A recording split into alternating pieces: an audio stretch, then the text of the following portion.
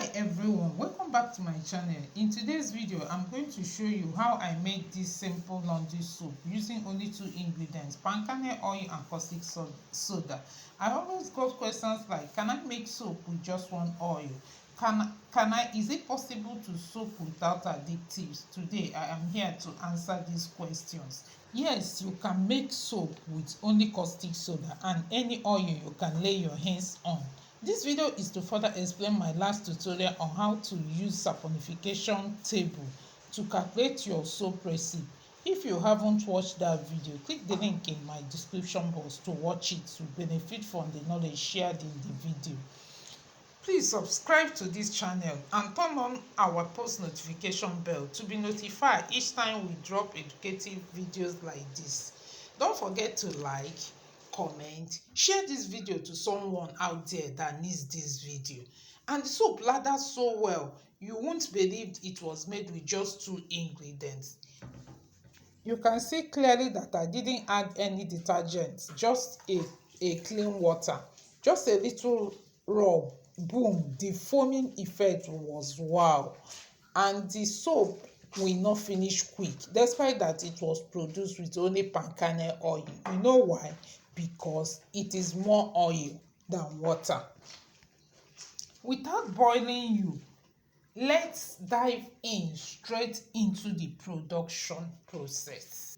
From the above calculation on the screen, we are using 250 grams of PKO. Lifting up the saponification value of PKO oil from the table, it is 0.178. Multiply it by the oil weight of 250 grams. It will give us 44.5 grams of caustic soda is needed. And we will be doing 1:3 of water. So multiply 44.5 grams times 3, 133.5 grams. So approximately 134 to 135 grams of water is needed.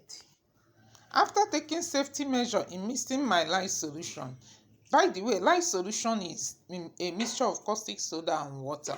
You may be hearing lye solution all the time. It's a mixture of caustic soda and water. I carefully combine my oil and a lye solution together. I started stirring. At this stage, I keep mixing the soap batter, waiting for trace to happen. We have three types of trace: light trace, medium and thick trace. At trace, there is no more water or oil in the soap batter. Everything has turned to soap. At this stage, the soap batter has come to thick trace, so it is now time to pour the soap inside the mold. This is me pouring the soap inside my already prepared mold. I gently pour the soap batter inside the mold and dress it up properly. Always tap your mold anytime you pour soap inside it. Avoid creating hole when the soap is unmolded. This is me tapping the mold to ensure that the soap is well covered inside the mold. I use nylon to cover the soap to make the surface to look nice, and also to avoid soda ash from forming on the soap. I set the soap aside for 8 hours. After 8 hours, it is now time to unmold our soap.